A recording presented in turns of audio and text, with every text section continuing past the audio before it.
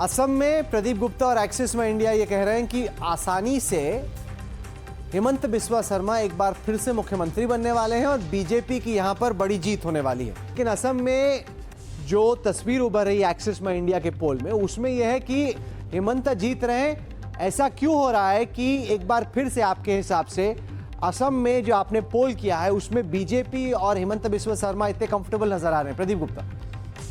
इसकी दो बड़ी वजह हैं राहुल। एक, जब सरकार रिपीट होती है तो हमको हमेशा मानना चाहिए कि जो इनकम्बेंट जो वर्तमान सरकार है उसका परफॉर्मेंस प्रशासन बहुत अच्छा रहा है और जनता उसको चाहती है, यानी कि प्रो इनकम्बेंसी। और दूसरी उसकी बड़ी वजह जो है वो पॉलिटिकल अर्थमेटिक है। ऐसा है कि लास्ट टाइम कांग्रेस ने AIDMK और BPF जो कि वहाँ की बोडोलैंड की पार्टी है और AIDF मुस्लिम डोमिनेटेड पार्टी है, साथ में चुनाव लड़ा था और 50 सीटें हासिल की थी। 50 मेजॉरिटी मार्क 63 का है। और NDA ने सब मिला के 75 सीटें जीती थी। इस बार हुआ यह है कि BPF का अलायंस जो किया उन्होंने अभी जो एक साल पहले बोडोलैंड काउंसिल के जो चुनाव हुए थे उसमें BPF ने 40 में से 28 सीटें जीती। 40 में से 28 जो पहली बार जीते थे, वो नहीं तो कभी भी 20-21 के आसपास जीतते थे। और पिछली बार UPPL जीती थी। तो BPF के साथ अलायंस किया, एक बात। दूसरी बड़ी बात ये कि AIUDF जो कि मुस्लिम डोमिनेटेड पार्टी है उसने अलग चुनाव लड़ा। UPPL जो दूसरी BPF की कंट्रास्टिंग पार्टी थी, जो पिछली बार NDA के साथ चुनाव लड़ के 7 सीटें जीते थे, इस बार उन्होंने अलग चुनाव लड़ा। तो कांग्रेस कह सकते हैं कि अलायंस के मामले में, अर्थमेटिक के मामले में अकेली पड़ गई इस बार। और इस वजह से दोनों अलायंस के बीच का जो अंतर है 10 परसेंटेज पॉइंट और सीटों के लिहाज से तो बहुत बड़ा अंतर। किसले भट्टाचार्य, आप असम से आते हैं, जो आपका खुद का जमीन से अनुभव और आंकड़ा रहा है, वो यही आपको लग रहा है कि इतनी बड़ी तरीके से जीतने वाली है बीजेपी असम में? हाँ राहुल, नंबर तो उतना होगा क्योंकि लेकिन ये हेमंत बिस्वा शर्मा के रिपोर्ट कार्ड नहीं है। इसमें 3 चीज़ है। एक तो है कि जो बेनिफिट स्कीम्स है और पर्टिकुलरली अराउंड वेमेन, वहाँ पे महिलाओं की जो वोटिंग परसेंटेज है वो बहुत हाई है और महिलाओं के लिए जो बेनिफिट्स है बहुत ज़्यादा थे। द शेड्यूल्ड ट्राइब रिजर्वेशन और शेड्यूल्ड कास्ट रिजर्वेशन सीट्स जो है वो बढ़ा दिया गया। और डीलिमिटेशन में जहाँ पे 35 मुस्लिम मेजॉरिटी डिस्ट्रिक्ट्स थे उससे वो कम होकर 24 हो गए द कंस्टिट्यूंसीज। सो ओवरऑल उनके पास शायद अबाउट 15-16 सीट ज़्यादा फायदे में है। और ये मुझे लगता है कि ये नंबर अगर आ रहा है हेमंत बिस्वा शर्मा के पास, वो डीलिमिटेशन की वजह से आ रहा है। डीलिमिटेशन से भाजपा को फायदा हुआ। आइए केरल में चलते हैं, फिर प्रदीप गुप्ता थोड़ी देर के लिए चले जाएंगे पश्चिम बंगाल के आंकड़ों पे उन्होंने काम करना, देखते हैं वहां पे किसको ये दिल का झटका देते हैं। यह है केरल के नंबर जहां पे लग रहा है कि कांग्रेस की एक बार फिर से सरकार बनने वाली है। बहुमत के लिए 71 सीटें चाहिए होती हैं। प्रदीप गुप्ता का अनुमान है कि LDF जो पिनरी विजयन जो वामपंथी मोर्चा, उसको 49 से 62 सीटें आएंगी। कांग्रेस जिसको VD सतीशन ने इस चुनाव में लीड किया, KC वेणुगोपाल के साथ, रमेश चन्नीकला के साथ, देखिए कितना मुस्कुरा रहे हैं। 78 से 90 सीटें, काफ़ी बड़ी जीत। और साथ ही साथ भाजपा के लिए 0 से 3, तो ज़्यादा नहीं लेकिन 0 से 3, और वोट शेयर इनका बढ़ रहा है। सवाल ये है कि अगर 21 सीटें IUML को मिलती हैं, मुस्लिम लीग, तो क्या कोई ऐसी संभावना हो सकती है कि IUML बाद में आंखें दिखाए UDF को कि भाई हमारे हिसाब से कीजिए वरना हम चले? इस जो आपका एग्जिट पोल केरल के लिए आ रहा है उसको आप कैसे देख रहे हैं प्रदीप गुप्ता? नहीं, मुझे ऐसे लगता तो नहीं कि अब अलायंस में तो खैर कुछ भी हो सकता है। हमने रिसेंट पास में देखा हुआ है, खासकर महाराष्ट्र में और बाकी जगहों पे तो कुछ भी हो सकता है। उसके बारे में तो मेरा कोई राय नहीं है। दूसरी जो चीज़ है, केरला में इस बार हुआ यह है कि चूंकि BJP या NDA का वोट 11 से 14% की तरफ बढ़ा है पिछले मुकाबले में, तो उसका जो बड़ा चंक है वो हिंदू वोटों से ही आया है।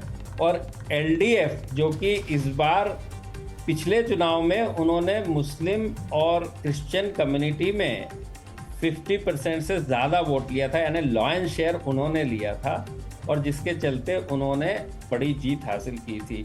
इस बार 2/3 यानी कि 60% के ऊपर, जब दोनों पार्टी के बीच की बात करें UDF LDF, 60 के ऊपर यूडीएफ को और एलडीएफ को 30s में।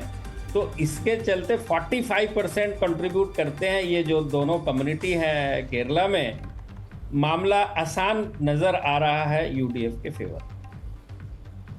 तो सबसे ज्यादा नर्वस आप किस पोल को लेके हैं और सबसे ज्यादा कॉन्फिडेंट किस पोल को लेके हैं? नहीं, देखिए, असम तो कॉन्फिडेंट है, उसमें तो कोई शक ही नहीं है। नर्वस तो नहीं, लेकिन हाँ ये है कि कम थिन मार्जिन नई पार्टी के लिए नया चिन्ह उतने लोगों तक इतने बड़े राज्य में स्प्रेड होना, उसको लेके थोड़ा सा वो है। लेकिन जो पोल का डेटा आ रहा है उसके साथ हमको बिलीव करना होता है। हो सकता है कि पोल कभी गलत हो, लेकिन डेटा तो हमेशा सही होता है, उसमें कोई शक नहीं है। इसलिए मैंने कहा कि 33% वोट शेयर आप देखेंगे कि 30 के ऊपर तो 101% आएगा टीवी। अच्छा, जाते जाते ये इंडिकेट कर दीजिएगा कि पश्चिम बंगाल में किसको आप खुश कर सकते हैं, किसको परेशान लग, आपको क्या लग रहा है अभी क्या होगा? तो वही वो सवाल है जिसपे सब जानना चाह रहे हैं कि प्रदीप जी की क्या राय है। नहीं, मुझे कोई मेरी राय ही नहीं है, क्योंकि जब कोई बोल ही नहीं रहा तो मेरी सीमा वहाँ समाप्त हो जाती है जहाँ पे कि लोग बोलना बंद कर देते हैं। तो ऐसा तो नहीं कि कल आप आके बोलेंगे किसी ने कुछ बोला नहीं पश्चिम बंगाल में, बताऊंगा नहीं क्या हुआ, ऐसा मत एंटी क्लाइमैक्स कर देना आप। नहीं, ऐसा भी हो सकता है राहुल, क्योंकि जब तक मेरे पास, मैंने कहा ना, जमीन से आंकड़े ना हो। मैं खुद भी गया, आपने भी देखा, आप भी मौजूद थे कलकत्ता में, आपने भी एक शो किया मेरे साथ। तो जब तक लोग बोले नहीं तो फिर हमारा तो काम क्या है, हमारा फिर अरे ये क्या बात हुई कि हम लोग घूमे फिरे और समझ में नहीं आया क्या हुआ, वापस आ गए? अरे ऐसे तो नहीं होगा सर। कभी कभी होता है बड़े बड़े शहरों में।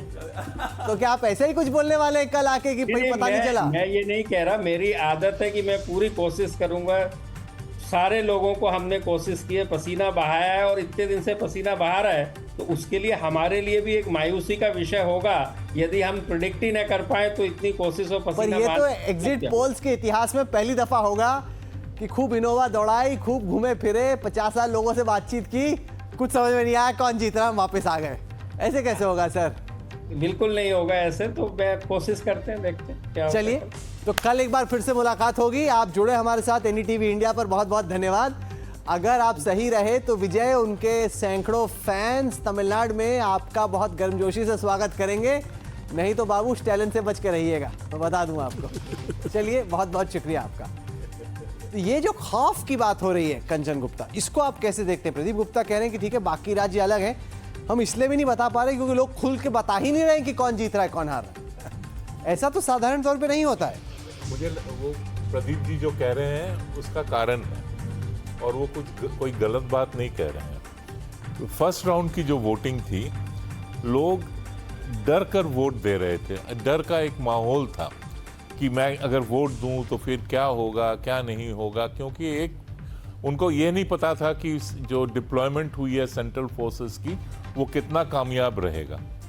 लेकिन फर्स्ट राउंड जब पीसफुली गया, तो अगर आप सेकेंड राउंड का देखें, लोगों ने काफ़ी गर्मजोशी के साथ उसमें भाग लिया, और इतने सारे जो वीडियो एविडेंस आए हैं, लोग खुलकर कह रहे हैं कि वो किसको वोट दे रहे हैं, किसको नहीं दे रहे हैं। तो पहली राउंड और सेकंड राउंड में ये एक डिफरेंस है कि जो कॉन्फिडेंस लेवल है वो बढ़ गया है। और कल शायद अगर वो प्रदीप जी जब आएंगे तब उनके सर्वे में भी यही झलकेगा कि फर्स्ट राउंड की कॉन्फिडेंस लेवल सेकंड राउंड की कॉन्फिडेंस लेवल में फर्क है। पर बड़ा फर्क था जयंतोदा। फर्स्ट राउंड वो था उत्तर और पश्चिम का, जहां पे बीजेपी ज्यादा मजबूत स्थिति में थी, मनोज्ञा लोईवाल भी जुड़ गई हैं। दूसरा राउंड था जो तृणमूल का दक्षिण बंगाल का गढ़ है। मैं अपने दर्शकों को दिखा दूं कि बाकी एग्जिट पोल्स क्या कह रहे हैं, फिर जयंतोदा और मनोज्ञा से पूछेंगे। ये है मट्रीस का पोल, 294 कुल सीटें। मट्रीस कह रहा है कि भाजपा की आएंगी 146 से 161, यानी कि हाफवे मार्क के ऊपर। तृणमूल की आएंगे 125 से 140। कांग्रेस का कुछ नहीं होने वाला, लेफ्ट का भी कुछ नहीं होने वाला इनके हिसाब से। ये मट्रीज भाजपा को जिता रहे हैं पश्चिम बंगाल में। फिर हम पोल डायरी के पोल पे आते हैं।